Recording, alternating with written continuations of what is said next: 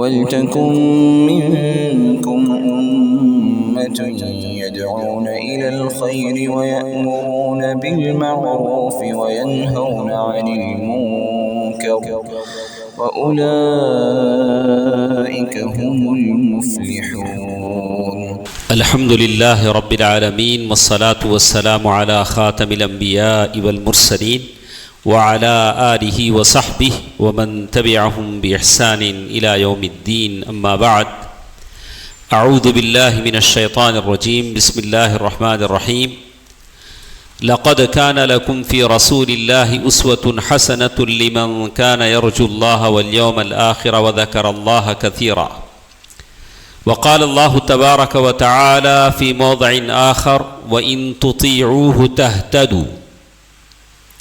محترم حضرات و خواتین، بالخصوص میرے ساتھ موجود علماء کرام، اللہ تعالیٰ کا فضل و کرم ہے کہ اس ماہ محرم میں جو حرمت والا مہینہ ہے، اس مہینے میں اللہ تعالیٰ نے ہم کو اس بات کے لیے منتخب فرمایا ہے کہ ہم مناقب صحابہ کو بیان کریں، فضائل صحابہ کو سنیں، محرم کے حقائق کو سنیں، ایسے وقت میں، ایسے زمانے میں جب کہ صحابہ کرام رضوان اللہ علیہم اجمعین کے ساتھ بے احترامی ہو رہی ہو، بدگوئیاں ہو رہی ہوں، آپ کی شبیہ کو بگاڑنے کی سازشیں ہو رہی ہوں، ویسے زمانے میں اللہ تعالیٰ نے ہم کو توفیق دیا کہ اللہ کے اس گھر میں کچھ اچھی باتیں سننے کے لیے ہم جمع ہیں. اللہ تعالیٰ ہم سبھی کی کوششوں کو، کاوشوں کو اللہ تعالیٰ قبول فرمائے، آمین.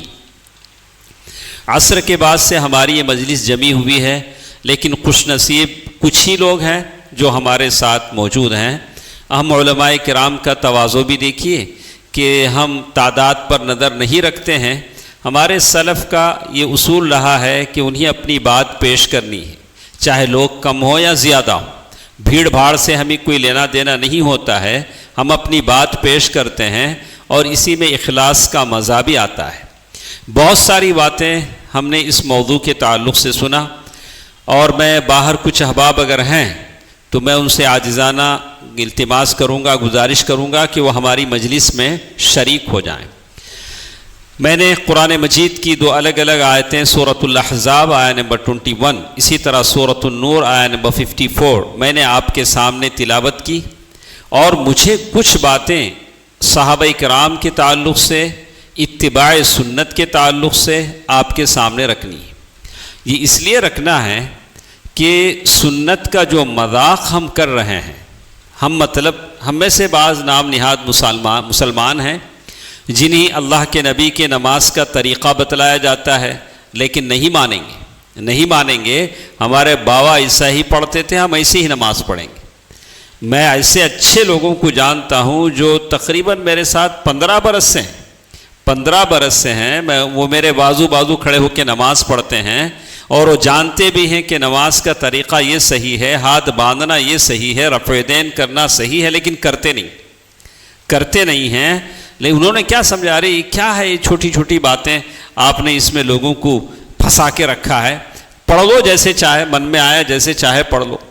نبی نے جس سنتوں پر زندگی بھر عمل کیا ہو وہ ایسے ہی نہیں ہو سکتی ہیں. آپ من میں جیسے آئے پڑھ لیں. آپ کو اللہ کے نبی صلی اللہ علیہ وسلم کی سنت کی اتباع اور اقتداء کرنی چاہیے، اور اللہ کے نبی صلی اللہ علیہ وسلم کو اسوہ بنانا چاہیے. لقد کان لکم فی رسول اللہ اسوۃ حسنہ. چند مثالیں ہمارے ساتھ ہیں.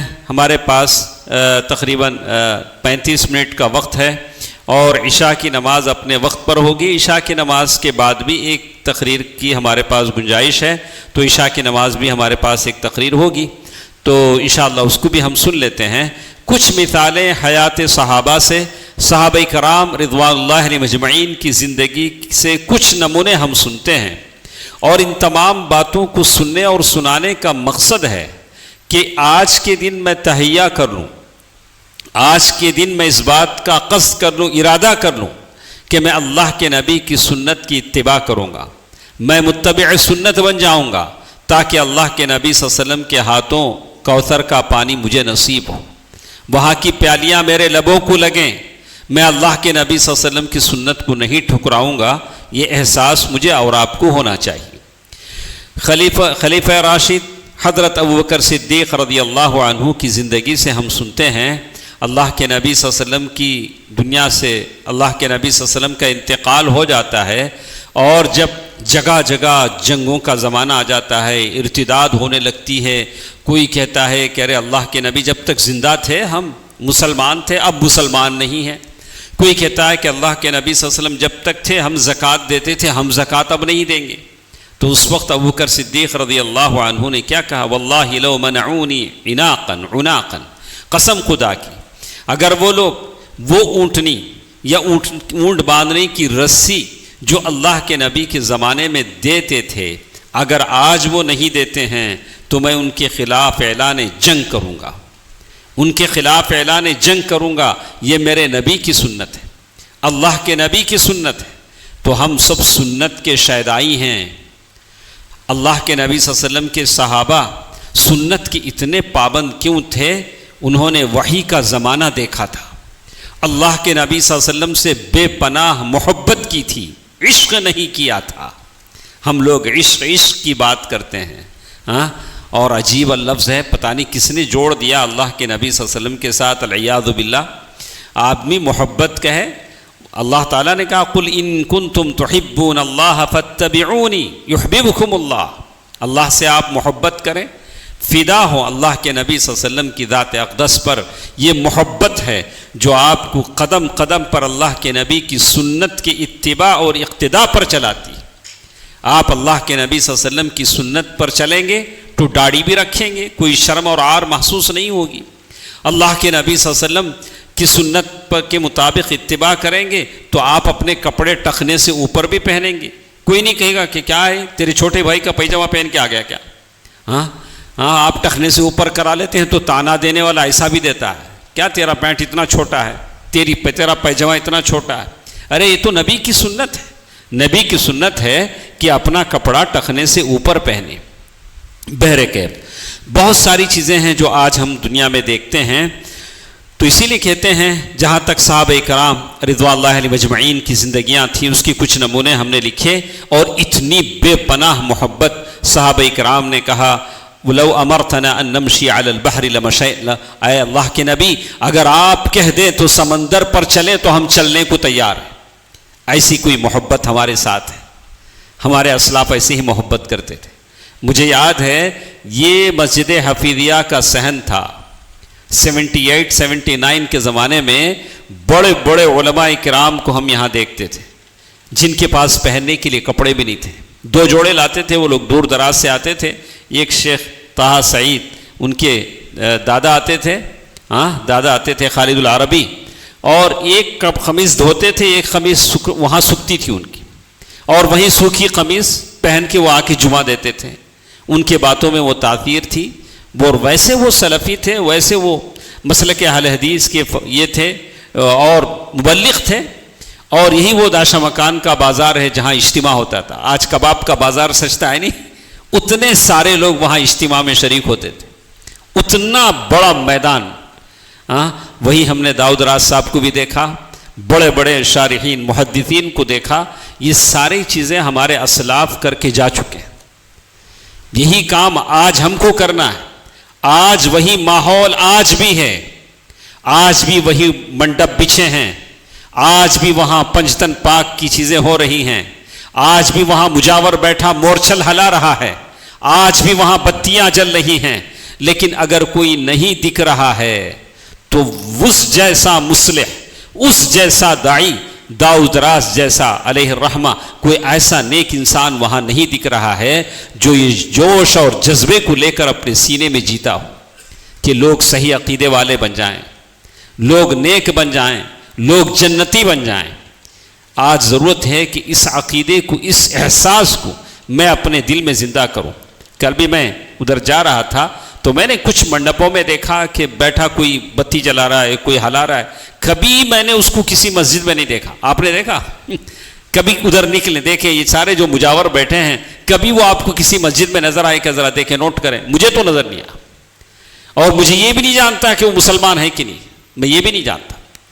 بہرکیف باتیں بہت ہیں تو میں اپنے اس سے بہک نہ جاؤں، اسی لیے کہتے ہیں کہ جہاں تک سنت کی اتباع ہے، اور سب سے بڑی سنت اللہ کے نبی صلی اللہ علیہ وسلم نے مکی دور کے اتنے سالوں میں جو کی، وہ امر بالمعروف و نہی عن المنکر. اللہ کے نبی صلی اللہ علیہ وسلم نے ہی کام کیا. سارے مکی زندگی میں اللہ کے نبی صلی اللہ علیہ وسلم ہی کہتے رہے قولوا لا الہ الا اللہ تفلحون تملک العرب والعجم. اے لوگو لا الہ الا اللہ کہہ لو، عرب و عجم کے مالک ہو جاؤ گے.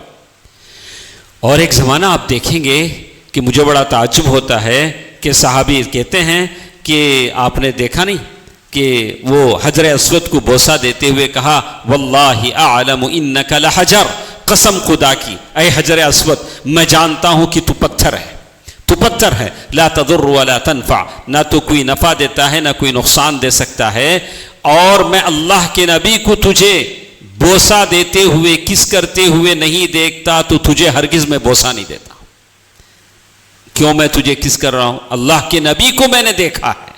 اللہ کے نبی کی بات آ گئی تو ہم ماننے کو تیار ہیں.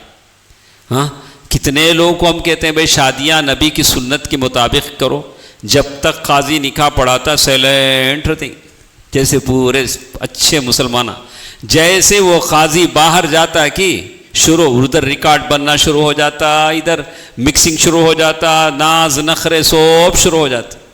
ہاں اور پھر دعویٰ ہمیں مسلمان، ہمیں پکے مسلمان. سبحان اللہ، اللہ رحم کرے. آدمی کو سنت کی اتباع کیا ہوتی ہے، صحابہ کرام کی شان کیا ہوتی ہے، آدمی کو دیکھنی چاہیے.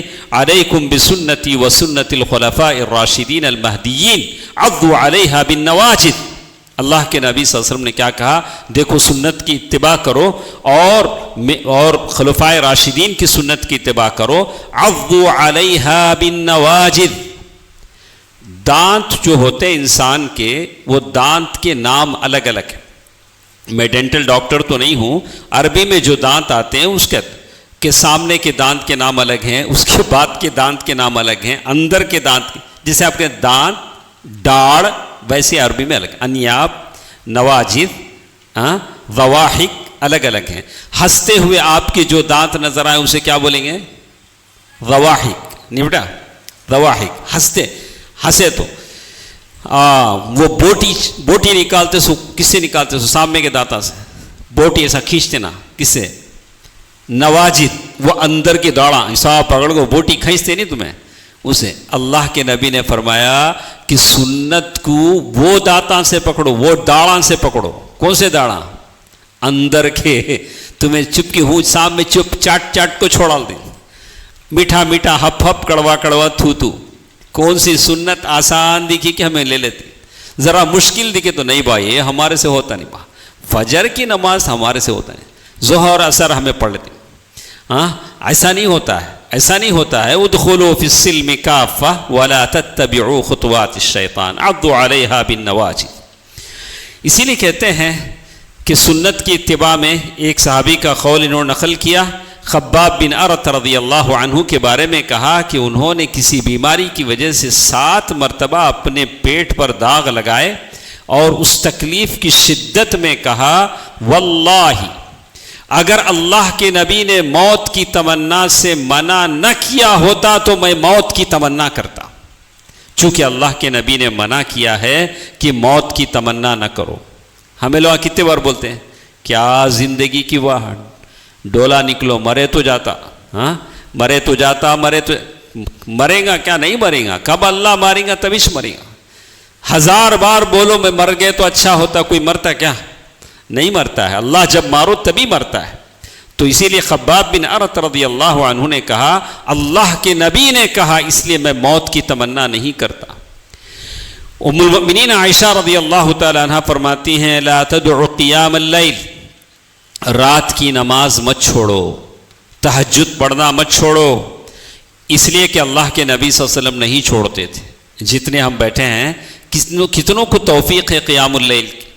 ہم کتنے قیام اللیل پڑھتے ہیں کم از کم سونے سے پہلے؟ ہاں اب مجھے تو لگتا ہے کبھی ہمارے سے زیادہ عورتوں میں زیادہ جذبہ ہے. ہاں ایک خاتون نے آج مجھ سے سوال کیا تھا کہ سورہ ملک کے بارے میں کیا ہے. سورہ ملک جس کے بارے میں کہا کہ منجیہ وہ عذاب قبر سے نجات دیتی ہے، اس کی صحیح روایت کیا ہے؟ جبکہ اللہ کے نبی صلی اللہ علیہ وسلم رات میں سونے سے پہلے اسے پڑھتے تھے، سونے سے پہلے پڑھتے تھے. اس کی ایک لفظ کے اندر تھوڑی کمزوری ہے، لیکن عموماً حدیث کے بارے میں عبد المحسن العباد حافظہ اللہ نے کہا کہ آدمی ہر رات اسے پڑھ سکتا ہے، لیکن ہر رات پڑھنا ضروری نہ بنا لے، یہ اور بات ہے. تو اسی طرح کہتے ہیں کہ صحابہ کرام سنت کی اتباع میں کتنے پکے تھے. تو ایک واقعہ انہوں نے لکھا ہے کہ صحابہ رسول عوف بن مالک الاشجعی رضی اللہ تعالیٰ عنہ کہتے ہیں کہ ہم 9 آدمی اللہ کے نبی صلی اللہ علیہ وسلم کے پاس گئے. اللہ کے نبی صلی اللہ علیہ وسلم نے کہا کہ دیکھو موحد بنے رہو، توحید پرست بنے رہو، نمازوں کی پابندی کرو. تیسری نصیحت نبی رحمت صلی اللہ علیہ وسلم نے کہا لا تسأل عن احد، لا تسأل عن احد، یعنی احد کہا کہ دیکھیے کسی سے کوئی چیز مت مانگی، کسی سے کچھ مت مانگو. اللہ کے نبی صلی اللہ علیہ وسلم نصیحت کی. صحابہ کرام کہتے ہیں ہم اونٹ پر بیٹھے ہوئے ہوتے، ہمارا کوڑا نیچے گر جاتا تو کسی کا سپورٹ ہم نہیں لیتے کہ بھئی وہ ذرا دے دینا، ہم خود اتر کے نیچے سے لے لیتے. آپ نے شیخ انیس کو دیکھا نہیں؟ آپ ان کے ساتھ چلیں، وہ اپنا بیگ کسی کو نہیں دیتے ہیں، بتا جی میں اٹھاتا ہوں جی. تو کہا کہ نہیں کسی کو خامخواہ نوکر بنا لیں بلا ضرورت. ہاں آپ کے ہاتھ میں درد ہے کسی سے اٹھا لیں، کوئی بات الگ ہے. ہم تھوڑے نا وہ صوفیہ میں سے ہیں، کوئی یہ انگلی دبا رہا ہے، کوئی گردن دبا رہا ہے، کوئی گلا دبا رہا ہے. ہمارے کوئی دباتا کیا بولنا، ہمارے تو کوئی دباتا نہیں ہے. ہاں وہ صوفی نہیں ہمارے نہیں دباتا. ہم علماء نہ تو اس کی اجازت دیتے ہیں نہ کوئی ہم کسی کو کہتے ہیں، نہیں کہتے ہیں. یہ صوفیہ وہ ہے، وہ سمجھتے ہیں کہ یہی جو ہے یہ ہے، یہی جو ہے نیکی ہے، یہی عبادت ہے. تو اسی لیے کہتے ہیں کہ اللہ کے نبی صلی اللہ علیہ وسلم کی اس نصیحت پر صحابہ کرام نے عمل کیا. کہا کہ کسی سے کوئی چیز مت مانگو، کسی سے کوئی چیز مت مانگو. اللہ تعالیٰ جزائے خیر دے. یہ علماء ہیں جن کے اندر یہ چیز پائی جاتی ہے کہ کسی سے کوئی چیز نہ مانگنا، یہ اللہ کے نبی صلی اللہ علیہ وسلم کا فرمان ہے، سنت ہے. اسی طرح چھوٹے بچے ہیں، اللہ کے نبی صلی اللہ علیہ وسلم کی یہ نصیحت عمرو بن ابی سلمہ رضی اللہ تعالیٰ عنہ کو اللہ کے نبی صلی اللہ علیہ وسلم نے کیا تھا کہ جب وہ کھانے بیٹھے تو ہاتھ ادھر ادھر گھوم رہا تھا. اللہ کے نبی نے کیا کہا ان سے؟ سیدھے ہاتھ سے کھاؤ اور اپنے قریب جو کھانا ہے وہ کھاؤ. تو اللہ کے نبی صلی اللہ علیہ وسلم نے کی بات سن کر انہوں نے کیا کہا کہ فما زال الطعام بعد، اس کے بعد ہمیشہ میں ویسے ہی کھاتا تھا، کبھی میں نے اللہ کے نبی صلی اللہ علیہ وسلم کی اس سنت کے خلاف نہیں کیا. سیدھے ہاتھ سے کھاتا، جو کھانا میرے سامنے ہوتا وہ کھاتا. یہ صحابہ کرام کے اللہ کے نبی صلی اللہ علیہ وسلم کی بات کا احترام تھا. ابو مسعود الثقفی رضی اللہ عنہ اپنے نوکر چاکر پر ذرا زیادہ سختی کرتے تھے تو کسی نوکر کو مارنے لگے. پیچھے سے اللہ کے نبی صلی اللہ علیہ وسلم نے دیکھ کر کہا ابو مسعود تم اپنے نوکر پر جتنی قدرت رکھتے ہو اللہ تم پر اس سے زیادہ قدرت رکھتا ہے. اپنے نوکر کو مت مارو کہیں اللہ تعالیٰ تمہیں پکڑ نہ لے. تو کہتے ہیں کہ میں نے اس کے بعد اپنے کسی نوکر پر میں نے ہاتھ نہیں اٹھایا. اللہ کے نبی صلی اللہ علیہ وسلم کا میں نے خیال کیا. اسی طرح ایک اور چیز انہوں نے یہاں نقل کی کہ اللہ کے نبی صلی اللہ علیہ وسلم کے ایک صحابی حضرت ابو ذر غفاری رضی اللہ تعالی عنہ، اور ان کے بارے میں آتا ہے کہ کہتے ہیں کہ کبھی غلطی سے جاہلیت کے زمانے میں کبھی کسی سے بد زبانی کی تو اللہ کے نبی صلی اللہ علیہ وسلم نے کہا کہ کسی سے بد زبانی سے پیش نہ آؤ. تو وہ کہتے ہیں فما سببت بعدہ، میں نے کسی سے بد زبانی نہیں کی چاہے وہ آزاد ہو یا غلام. اللہ کے نبی صلی اللہ علیہ وسلم کوئی بھی بات کسی سے فرما دیتے تو وہ اس کا خیال رکھتے، کبھی اس کے خلاف نہیں کرتے. اس سے بھی بہتر کہتے ہیں اللہ کے نبی صلی اللہ علیہ وسلم نے ایک انگوٹھی بنائی، سارے صحابہ نے انگوٹھیاں بنا لی. جب اللہ کے نبی صلی اللہ علیہ وسلم نے اپنی انگوٹھی نکال دی اور ایک انگوٹھی اللہ کے نبی صلی اللہ علیہ وسلم نے کسی صحابی کے ہاتھ میں دیکھا سونے کی انگوٹھی، بلایا، نکالا، اسے پھینک دیا، چلے گئے. لوگوں نے مشورہ دیا کہ ایسا کریں آپ اسے نکال لیں، اٹھا لیں.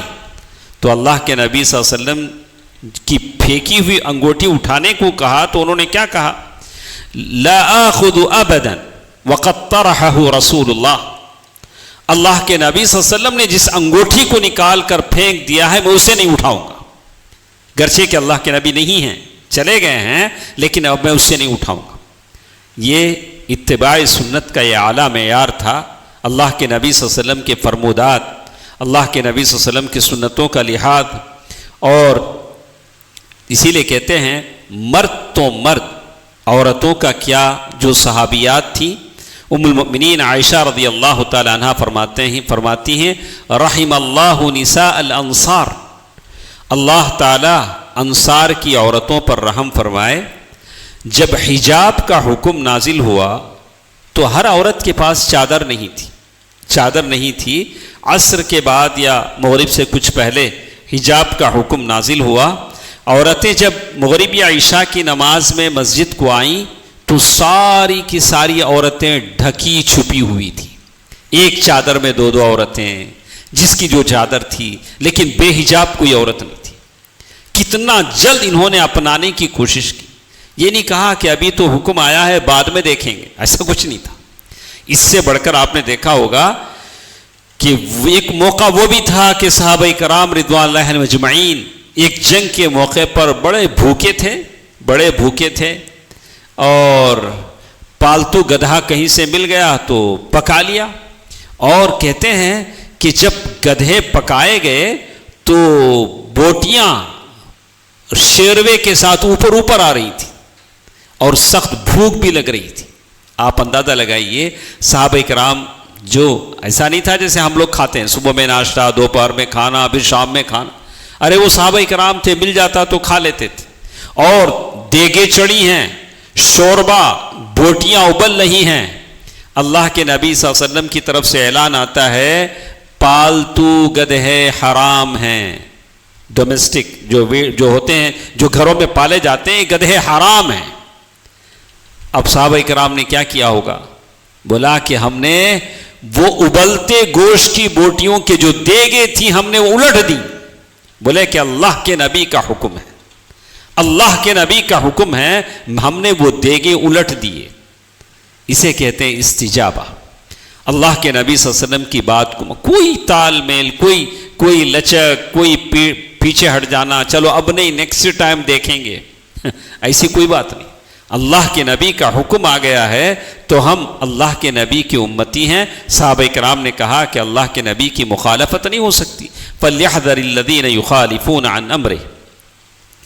آخری بات آپ نے سنا ہوگا، کہتے ہیں کہ مدینے میں جب کسی کی بیٹی جوان ہوتی تو باپ کی خواہش ہوتی کہ اللہ کے نبی میری بیٹی سے شادی کر لیں، تو وہ انتظار کرتا کہ اللہ کے نبی صلی اللہ علیہ وسلم کی طرف سے کوئی بات آ جائے کہ میں آپ کی بیٹی سے شادی کرنا چاہتا ہوں۔ تو کہتے ہیں کہ ایک صاحب تھے انصار کے، اللہ کے نبی صلی اللہ علیہ وسلم نے ان سے کہا کہ میں آپ کی بیٹی سے شادی کرنا چاہتا ہوں۔ انہوں نے کہا کہ اللہ کے نبی، اس سے بڑھ کر کیا موقع ہے؟ ہم نے صحابہ کے بارے میں آپ سے کہا کہ سنت کے کتنے شہدائی تھے، ہم عورتوں کے بارے میں بتاتے ہیں کہ وہ صحابیات ان کا کیا عالم تھا۔ اللہ کے نبی نے کہا کہ میں آپ کی بیٹی سے شادی کرنا چاہتا ہوں۔ جب وہ راضی ہو گئے تو کہا کہ میں میرے لیے نہیں مانگتا بلکہ جلیبیب کے لیے مانگتا ہوں، میرے اور جو صحابی ہیں جو غریب ہیں، نادار ہیں، فقیر ہیں، ان کے لیے میں مانگتا ہوں۔ تو اب وہ کھٹک گئے، بولا کہ اللہ کے نبی آپ کے لیے ہوتا تو بات اور تھی، اب جب جلیبیب کے لیے آپ مانگ رہے ہیں تو مجھے پوچھنا پڑے گا۔ کہاں پوچھتا آدمی؟ اپنی گھر والی سے پوچھتا ہے، مجھے پوچھنا پڑے گا۔ وہاں گئے، اپنی بیوی سے کہا اللہ کے نبی نے بیٹی کا ہاتھ مانگا ہے، وہ بھی خوش ہو گئی، بولا اچھا ایسا کیا؟ لیکن جب کہا کہ ان کے لیے نہیں جلیبیب کے لیے کہا تو 3 مرتبہ لڑکی کے اچھا وہ 3 مرتبہ دارے، وہ تو پھر بلا کے نہیں، ان کے لیے تو ہم راضی نہیں، ان کے لیے تو ہم راضی نہیں ہیں۔ اب وہ وقت تھا کہ جب اللہ کے نبی صلی اللہ علیہ وسلم کے پاس جا کر جواب دینا تھا کہ یس اور نو۔ شام کا وقت ہوا، جب جواب دینے کے لیے نکلے تو بیٹی نے کہا کہ کس نے پیغام بھیجا ہے؟ اللہ کے نبی نے صلی اللہ علیہ وآلہ وسلم۔ کیا کہنے جا رہے ہو؟ انکاری بن کر جا رہے ہو کہ ہم اپنی بیٹی کا ہاتھ نہیں دیں گے؟ اللہ کے نبی کی بات کو ٹھکرا دو گے؟ اللہ کے نبی صلی اللہ علیہ وسلم کی طرف سے آیا ہے تو اللہ مجھے ضائع نہیں کرے گا۔ اس خاتون نے، نیک خاتون نے کیا کہا؟ اللہ مجھے ضائع نہیں کرے گا، میری شادی جلیبیب سے کروا دیں جب اللہ کے نبی صلی اللہ علیہ وسلم نے کہہ دیا ہے۔ شادی ہو گئی، ایک جنگ کا موقع آیا، دیکھا کہ جو لوگ زندہ بچے ہیں صحابہ کرام میں غازی ہوئے ہیں ان میں جلیبیب رضی اللہ عنہ موجود نہیں ہیں۔ اللہ کے نبی صلی اللہ علیہ وسلم فرمایا کہ دیکھو ایسا کرو کہ شہیدوں میں تلاش کرو، شہیدوں میں تلاش کرو۔ شہیدوں میں جب تلاشا گیا تو کہا کہ 7 آدمی ان کے آس پاس قتل کیے ہوئے تھے، یہ وہی میت پڑے ہوئے تھے۔ اللہ کے نبی صلی اللہ علیہ وسلم فرمایا کہ انہوں نے 7 آدمیوں کو قتل کیا ہے، پھر یہ شہید ہوئے ہیں۔ اللہ کے نبی صلی اللہ علیہ وسلم نے اپنے گود میں انہیں رکھا، سر رکھا اور ان کے لیے دعا کی، یا اللہ اس کے لیے پورے خیر کو بہا دے، پوری بھلائیاں اس کے دامن میں بھر دے اور اس کی زندگی کو تنگ نہ بنا، اس کی زندگی میں تنگ دستی کو دور کر دے۔ وہ تو چلے گئے ہیں۔ تو اس کے بعد لکھتے ہیں کہ مدینے میں سب سے زیادہ خرچ کرنے والی کوئی عورت تھی تو وہ یہی جلیبیب رضی اللہ عنہ کی بیوہ تھی۔ عام طور سے سمجھا جاتا ہے کہ شوہر انتقال ہو جاتا ہے تو بیوہ عورت بے یار و مددگار ہو جاتی ہے، لیکن وہ نیک نیتی سے کسی شریف انسان سے شادی کرتی ہے، دیندار عورت سے شادی کرتی ہے تو اللہ تعالیٰ اسے کسی کا محتاج نہیں رکھتا ہے۔ یہ اللہ تعالیٰ کا وعدہ ہے۔ جو دین کے لیے جیتے ہیں اللہ تعالیٰ وَمَن يَتَّقِ اللَّهَ يَجْعَلْ لَهُ مَخْرَجًا۔ دوستو عزیزو، یہ کچھ باتیں تھیں، اور بھی بہت ساری باتیں ہیں، اور بھی ہمارے ساتھ علماء کرام ہیں، بہت اچھی باتیں آپ کے سامنے آئیں گی۔ میری ساری بات کا خلاصہ ہے کہ یہ صحابہ کرام کی عظیم الشان ہستیاں تھیں، یہ شخصیات تھیں جنہوں نے اسلام کی راہ میں اللہ کے نبی صلی اللہ علیہ وسلم کی سنت کی اتباع کیے، عظیم نمونے قائم کیے۔ ہم بھی اسی امت کے لوگ ہیں، ہمارے اندر بھی یہ احساس ہونا چاہیے، یہ جذبہ اور شوق ہونا چاہیے، اللہ کے نبی صلی اللہ علیہ وسلم کی سنتوں کو ہم اپنانے کی کوشش کریں، چاہے عبادات میں ہو، معاملات میں ہو، اخلاق میں ہو۔ اللہ کے نبی صلی اللہ علیہ وسلم کی سنتیں ہیں، علماء نے کتابیں لکھی ہیں شمائل کے نام سے، اللہ کے نبی صلی اللہ علیہ وسلم کی سنتوں کے نام سے، تو احادیث میں سنتوں کا ذکر ہے۔ اور یقین کیجئے یہ ایک ایسا زمانہ ہے جب سنتیں بھلا دی جا چکی ہیں، ایسے زمانے میں آپ سنتوں کا اہتمام کریں گے اور تو یقیناً اللہ تعالیٰ شہیدوں کا ثواب اللہ تعالیٰ آپ کو عطا فرمائے گا۔ اللہ احکم الحاکمین سے میری دعا ہے کہ میں نے صحیح کہا ہے، اللہ تعالیٰ اس کو قبول فرمائے، ہمیں اخلاص عطا فرمائے۔ اگر کوئی غلطی ہے، خطا ہے تو وہ شیطان اور ہماری طرف سے ہے، اللہ تعالیٰ اس کے لیے ہم سب کو معاف فرمائے۔ اللہ تعالیٰ ہمیں حق کہنے، حق بولنے، حق سننے کی توفیق عطا فرمائے۔ اے الہ العالمین، میں سارے ذمہ داروں کے لیے دعا کرتا ہوں کہ اللہ تعالیٰ آپ سب لوگوں کے، ہم سب لوگوں کے جسموں میں صحت، اللہ تعالیٰ مالوں میں برکت عطا فرمائے۔ جتنے ہمارے بیمار ہیں اللہ تعالیٰ ان سب کو شفاء کلی عطا فرمائے، شفاء عاجلہ عطا فرمائے۔ تو میں اسی پر اپنی بات ختم کرتے ہوئے اللہ تعالیٰ سے دعا کرتا ہوں، ربنا آتنا فی الدنیا حسنہ وفی الآخرۃ حسنہ وقنا عذاب النار، ان اللہ وملائکتہ یصلون علی النبی یا ایہا الذین آمنوا صلوا علیہ وسلموا تسلیما، اللہم صل علی محمد وعلی آل محمد کما صلیت علی ابراہیم وعلی آل ابراہیم انک حمید مجید، اللہم بارک علی محمد وعلی آل محمد کما بارکت علی ابراہیم وعلی آل ابراہیم انک حمید مجید، برحمتک یا ارحم الراحمین، والحمد للہ رب العالمین، والسلام علیکم ورحمۃ اللہ وبرکاتہ۔